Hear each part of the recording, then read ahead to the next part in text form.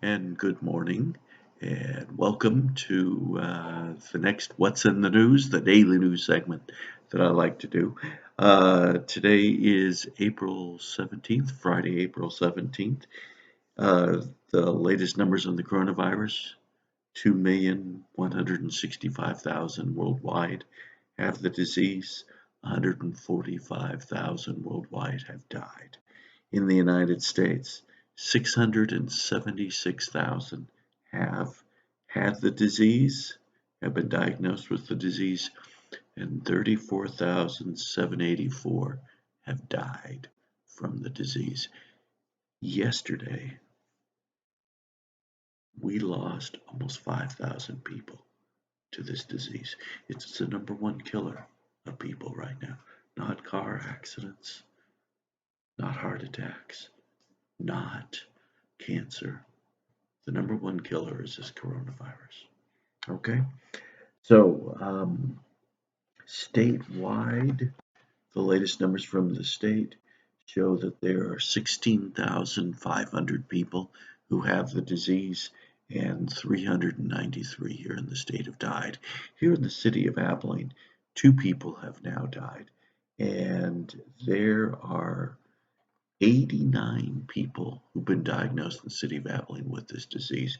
What's interesting is that there is now a hot spot, and originally there was a hot spot with a lot of cases, and that was disability resources.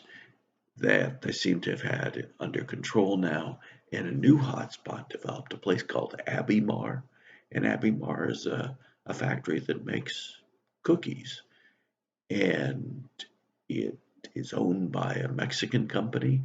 It employs several hundred people, and they closed the plant on Monday, and they've identified now 9 people who work there who are carriers of the disease.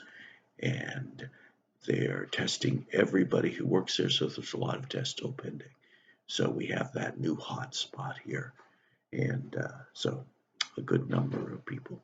Okay, today the governor of Texas is scheduled to announce what requirements are going to have to be in place before we can start opening up the state again. And, we'll know today, by later on today, what those requirements are. But he is going to lay out the guidelines for us. Now, remember, again, it's the governor who controls things. It's not the president. Yesterday, the president laid out his guidelines, his advice, but that was strictly guidelines. That was strictly advice. The governor is going to lay down the rules, and those are the rules that we're going to have to follow. And we'll see what they're going to be. I really don't know. I have an idea, but I really don't know. And so we'll see what's going to happen.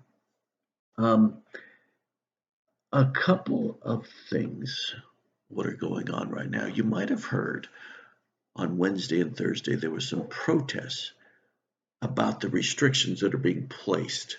The biggest one was in Michigan, and there the governor, Gretchen Whitmer, had put some really stern and stringent requirements on people, so they could not get out and about. And so there was a protest. Part of the protest is about the fact that there's these requirements on them, but other parts of the protest are that she's considered one of the front runners to be Joe Biden's vice presidential nominee. So, therefore, it makes political sense to protest against her. Anyway, there's also protest here in Abilene, not in Abilene, but in Austin, here in Texas, about some of the restrictions that we have. And the expectation is that these protests will continue to grow. What we've got is a classic case of the basic conflict in American society. On one hand, you have freedom, and on the other hand, you have security. The job of the government is to keep us secure, but the Constitution allows for our freedom. And how do you do both, especially in a time of a pandemic?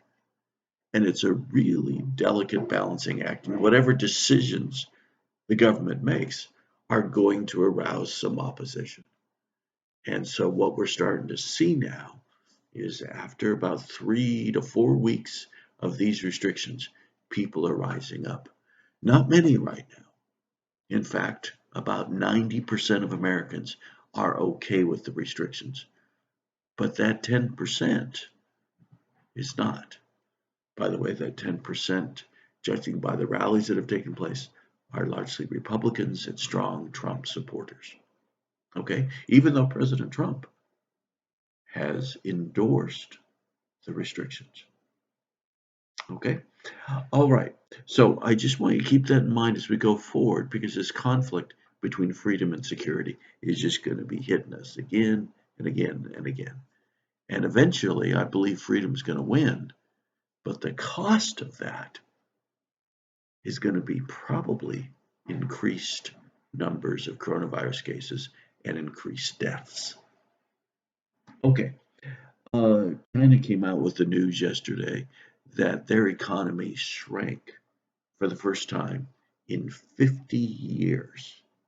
It shrank 6.8%, and it did that in the first 3 months of the year.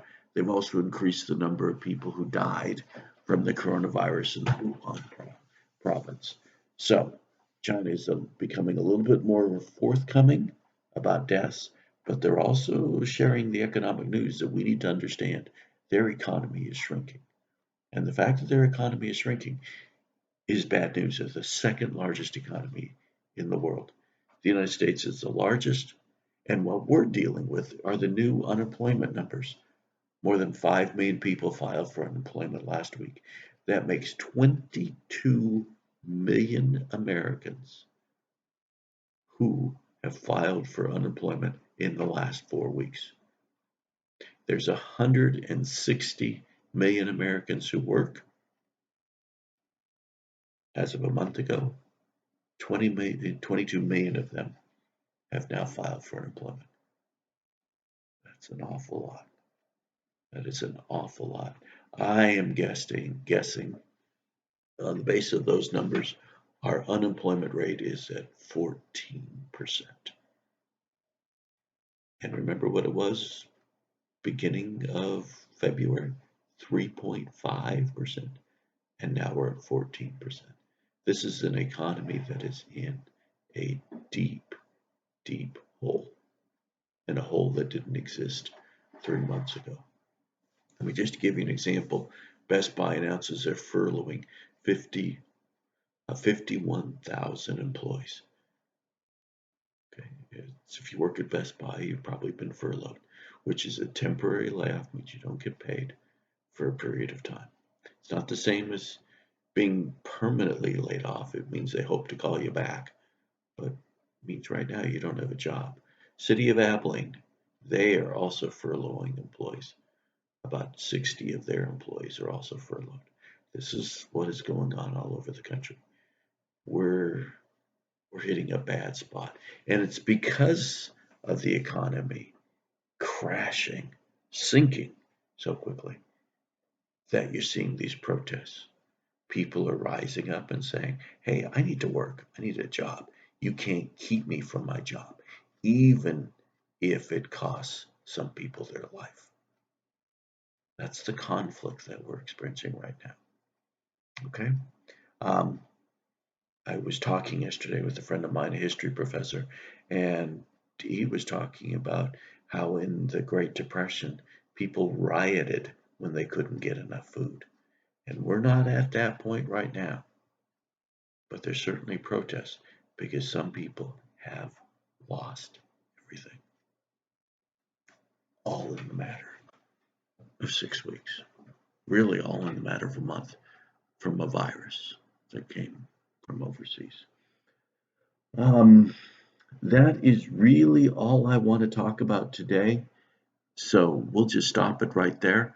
For each of your classes, I've left some notes on the email that I'm sending you so that you can know what's going on as we move towards the last part of the semester. We only have a couple weeks left. So thanks so much for listening, and see you next time. Stay safe.